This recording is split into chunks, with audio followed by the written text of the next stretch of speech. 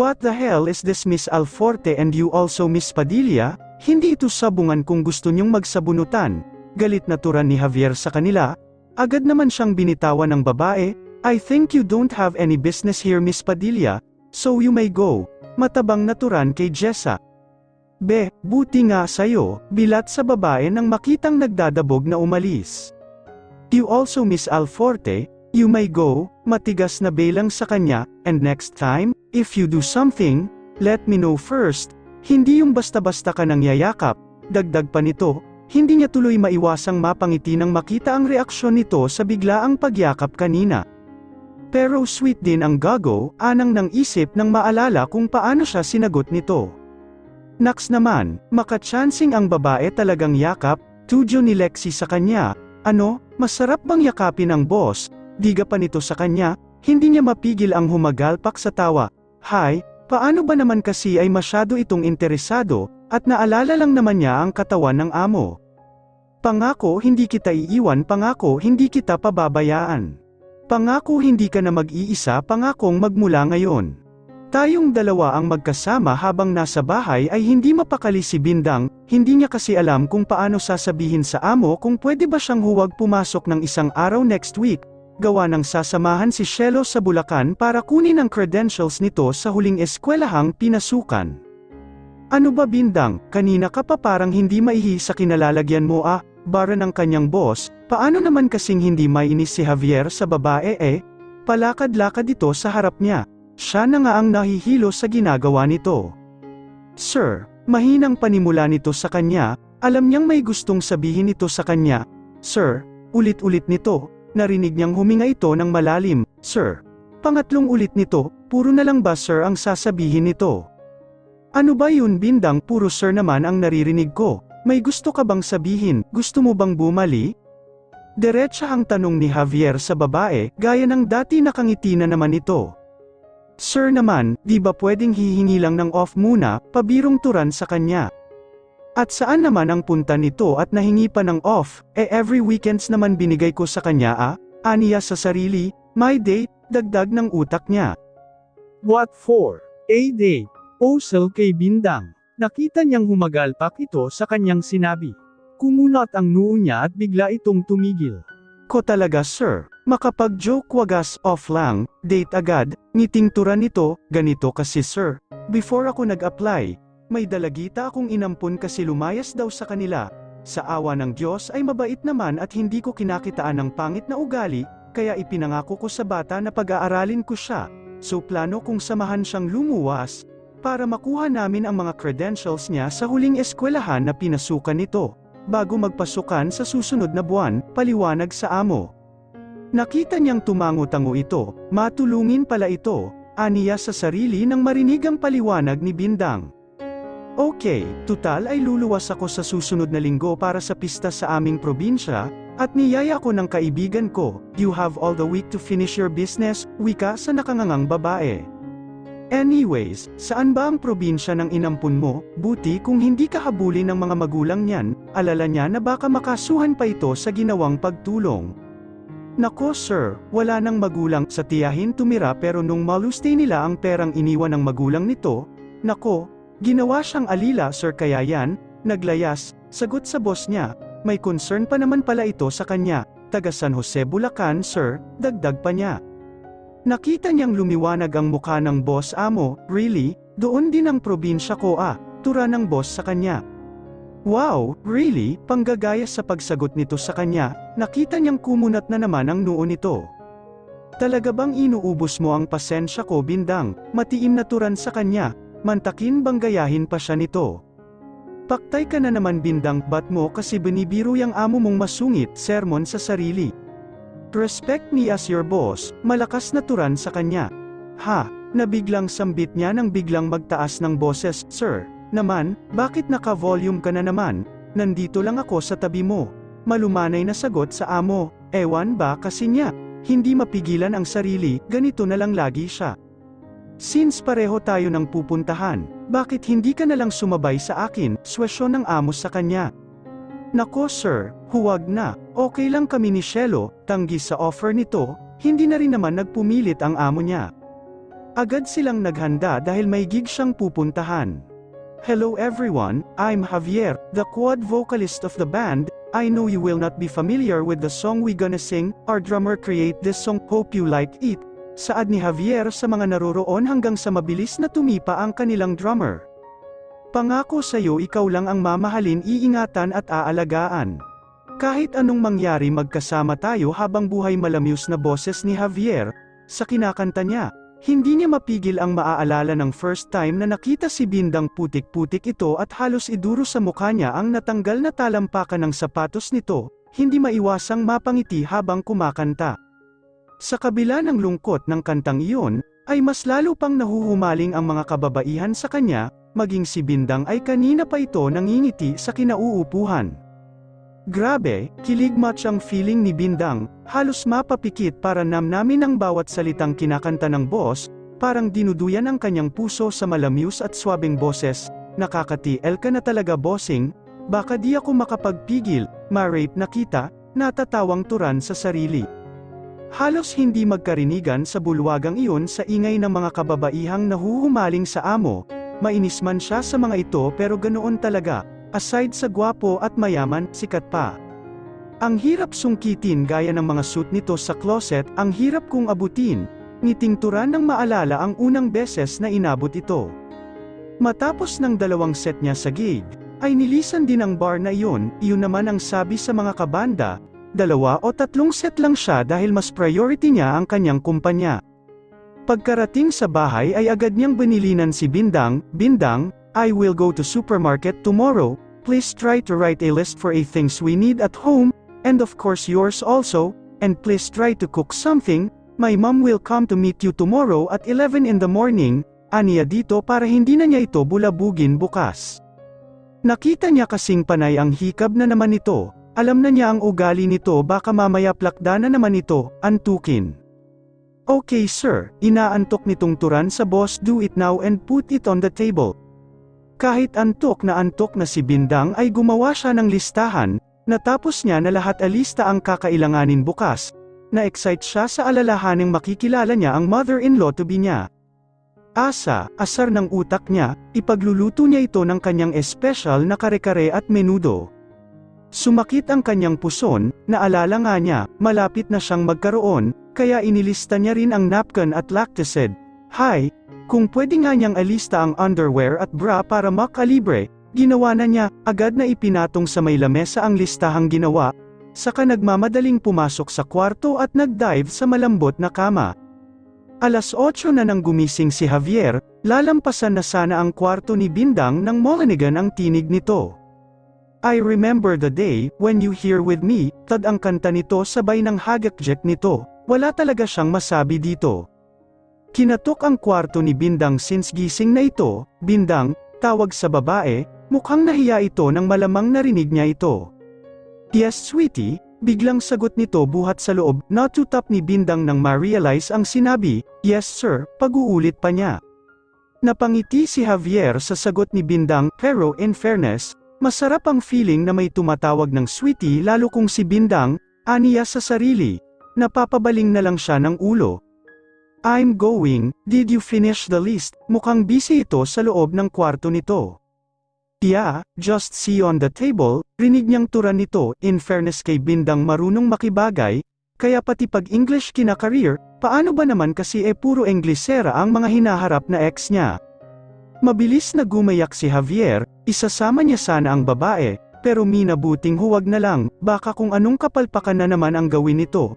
Nilabas ang listahang ginawa ni Bindang, nakunat ang noo niya sa huling nakalista, underwear at bra, mahinang basa sa nakasulat, napakamot siya sa listahan ng babae. Nagtitinginan ang mga kababaihan sa kanya, may dalaga pang di mapigil ang mapatili at kumaway sa kanya. Javier, mga bulalas ng mga ito, alam na niyang kilala siya ng mga ito, napangiti ang mga mukha nang makitang hawak niya ang pack ng sanitary napkin. Hi sir, nakangiting tura ng magandang cashier, sir mukhang supplies ni Mrs. ng kalahating taon niyang binili niyo biro ng cashier nang makitang maraming pack ng napkin ang binili niya at may feminine wash pa. Dapat pala sinama na lang si Bindang. Naisipan niya na ring dumaan sa isang bot IQ ng Ling Aries, Bibilhan niya ang babae ng nilista nitong bra at underwear. Sir, ano pong size ni Mrs. tanong ng sales lady, napamaang siya sa sinabi ng sales lady. Ano nga ba, anang sa sarili at pilit inimagine kung anong size nito, maybe 34A, hindi sure naturan sa babae. Samantala, hakus kidkirin na ni Bindang ang buong bahay sa pagdating ng magiging biyenan, to-be niya, inayos ang lahat. Saka mabilis na nagluto total may lulutuin pa naman siya, hindi na yata mabuhat-buhat ang amo nito ang pinamalengke nito, at alas 10 na ay wala pa ito. Nang makapagluto ay agad na pumanaog sa kwarto at naligo, mabilis ang mga kilos. Maganda ang vibes niya, wish niya lang vibes niya rin ang nanay ng amo, pababa na siya para bumalik sa kusina nang mabungaran ang isang ginang, nabigla siya. I get inside already since I had a key and this is my son's place, anang nito para sagutin ang katanungan sa utak. Fakte, teray naman yata IT, di ko ma-reach, tura ng isip, hindi alam kung papaano kikilos sa harap ng ginang. So you're Bindang, rinig niyang tanong ng ginang, ngumiti siya saka sumagot. Yes ma'am, sagot dito, humalikip-kip ito at tumingin sa kanya mula ulo hanggang paa. Oh no, don't look at me like that mama, hiyaw sa isipan. Natapos siyang tingnan mula ulo hanggang paa ng ginang ay sumilay ang isang ngiti mula rito, nako, huwag mo na akong tawaging ma'am, mama na lang ha, natatawang saad sa kanya. Mama, ulit na osel sa sinabi ng ina ng amo, nako, baka magtaka ang anak niyo ma'am at baka isiping inaagawan ko siya ng ina, pabirong paaring sa ginang para kunin kung anong magiging reaksyon nito. Nako, immune na yang anak ko, kasi alam niyang gustong-gusto ko ng anak na babae, maaliwalas ang mukhang saad ng matanda. Kaya nga gusto ko na yang magpakasal dagdag pa ng ginang. Isang maluwang na ngiti ang sumilay sa lobby ni Bindang sa sinabi ng mama ng amo, nang dumating ang amo. Bindang, malakas na tawag sa kanya habang nasa garaheng katapat ng kinaroroonan nila ng mama nito. Coming bossing, sagot saka nagpaalam sa ginang na tutulungan ang among magbuhat ng groceries. Hindi mapigil ang mapatawa ang mama ni Javier nang makita ang pinamili nito, maging si Bindang ay nahiya. What's so funny mom, innocenting ingos ni Javier sa ina. Seems you played the role of being a loving husband my son, nakangiting tura ng matanda, paano ba naman kasi binuhat niya lahat at nabitawan ang paper bag na kinalalaga ng panty at bra ni Bindang at halos 10 pakete ng sanitary napkin ang binili. Ano naman ang naisip ng amo at pati underwear at bra ay kinarer na bilhin, nahihiyang turan sa sarili ni Bindang nang makitang di matapos-tapos tumawa ang ginang, lumingon sa kanya ang kanyang amo. Don't look at me like that, binili ko lang kung ano ang sana listahan mo. Seryosong turan sa kanya na parang nabasa nito ang nasa utak. Listahan, fakte ka naman Bindang na isulat ka pala yun, inis sa sarili, ayaw mo noon libre, tudyo ng utak, saka ngumiti. Matapos initin ang niluto ay masaya nilang pinagsaluhan ang niluto niya, ayaw niya sanang sumabay sa mag-ina pero mapilit ang ginang, since gusto niya naman ay hindi na siya nagpapilit pa, halos lahat ay sa kanya tinatanong ng matanda. Pwede namang diretsahing tanungin ang anak dahil nasa harap lang nito. Mantakin mong tanungin pa kung anong kulay ang brief na sinisuot ng anak araw-araw. Masyado kasing matikuloso ang amo niya, color coding sila araw-araw, kaya kabisado niya kahit color ng brief nito ngayon, black. Sagot sa tanong ng matanda na, halos sabayan silang tumawa ng ginang at tahimik lang ang amo, nakita niya ang pagkunot ng noo nito. Paktay ka na naman Bindang, sabay kamot sa ulo, naramdaman niya ang pagbundol ng paa nito sa ilalim ng lamesa, mabilis niya ring tinadyakan nito. Oh, hahaho, daing nito, napasobra yata ang tadyak ko himutok sa sarili nang makita ang reaksyon ng amo. Bakit ka nananadyak, inis na wika sa kanya, bakit ka kasi naninipap mataray na sagot sa amo, hindi mampat-ampat ang tawa ng mama ng boss sa kanilang dalawa. Nagpunta sa sala ang mag-ina samantalang naiwan siya para iligpit ang pinagkainan, ayaw nga sana ng ginang na siya ang gumawa dahil darating daw ang mga kawaksi nito mamaya, upang maglinis kasi ganoon naman ang setup nila mula nang mag-solo ang anak. Pero wala naman siyang gagawin kaya pinilit niyang siya na lang ang gumawa. Nalnguna ni Javier ang inang nakangiti, nahawa na kay Bindang, anito sa sarili. I think Bindang changed you a lot my dear son, narinig niyang tura ng ina. Talaga bang ganoon kahalata ang pagbabago mula nang dumating si Bindang? I like her, dagdag pa nito, si Bindang na alalay niya, pero di pinapakilalang girlfriend ang gusto niya samantalang ang dami niyang pinakilalang girlfriend, ni isa ay walang nagustuhan. Ma, Bindang is just my personal assistant, paalala sa ina. Oh yeah, you say so, but I saw spark in your eyes if you say her name, sagot ng ina. Uulitin ko mama, Bindang is my personal assistant. Hanggang doon lang iyon. Anyways, she's not my type. Tuwid na wika sa ina. Ngumiti ito, I know, sa lahat ng babaeng pinakilala mo, I know she's not your type but. Pambibitin nito, but she's getting into your nerve, I know you son, ako ang nagdala sa'yo ng 9 na buwan, ako ang nagpalit ng diaper at nagtimpla ng gatas. Ma'am, anhil niya nang batid na naman niya ang patutunguhan ng usapan nila. What isn't true, kaya kahit anong tanggi mo, I know na gusto ko siya, well, she's not your type but she hits you here, anito sabay turo sa puso niya. Heto naman silang mag-ina, he knows her mom, she really wanted to had a daughter, but unfortunately, after 2 years that his dad came back, he got a heart attack that leads to his sudden death, no chance.